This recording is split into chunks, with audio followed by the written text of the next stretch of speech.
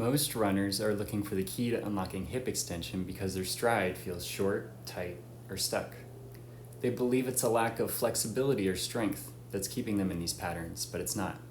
It's their nervous system. If that's you, you've come to the right place. Here we talk about how the other 23 hours of your day are affecting your running stride and what you can do to change it. And the crazy part is, it's not about doing more. It's about doing less.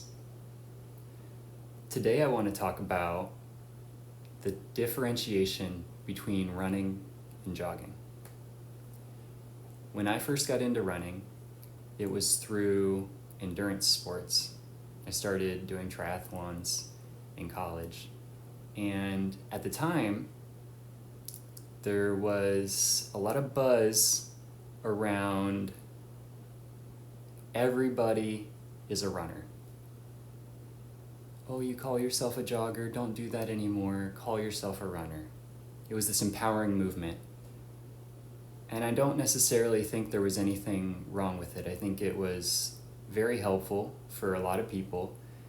It was empowering to people who felt like they needed to hit some kind of a standard.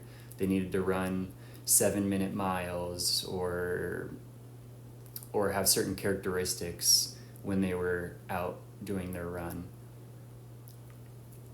But all that said, I do feel like it's important to differentiate jogging and running. What I've learned is that running is movement with forward intent. And what I mean by that is that when you're running, there's a certain energy behind getting to the destination. When I first got into endurance sports, like everybody else, I was calling myself a runner. I was calling what I was doing running. But really what I was doing was jogging, because while I was out there, my movement didn't necessarily have forward intent. Did I want to get to the end of my run? Yes. But the pattern of movement, and the reason I feel like this is important and the reason it's a topic on my channel right now, is because the stride pattern that I've mentioned, that a lot of us are stuck in, is more quad dominant. It's shorter, it's choppy,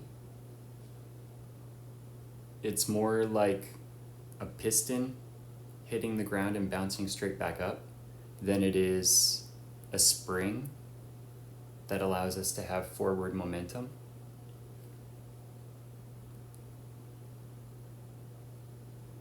So I feel like the differentiation is important. And you might find that, especially on your easy runs, in order to keep them in zone 2, to keep the heart rate low, you've probably been jogging.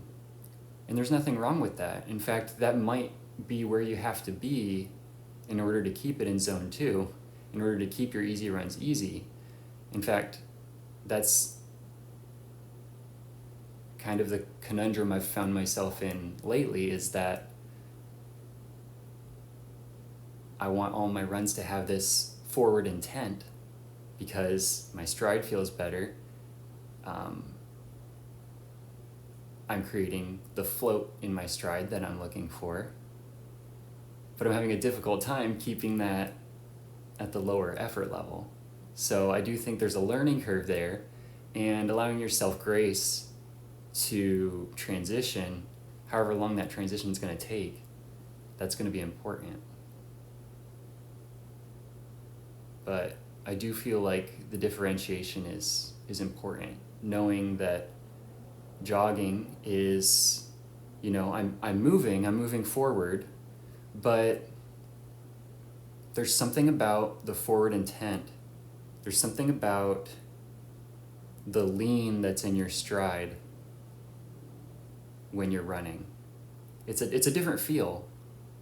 And if you bring this awareness into your next easy run, I'd be curious to know what you end up finding. If you would agree with me, or if maybe you have a different opinion on whether or not there should be a differentiation there. Again, I don't think that it's a certain pace. I'm not putting a number on it or anything. It's really about the feel of the run. Yeah. That's all I have for today. So thanks for tuning in, and I hope I catch you on the next one.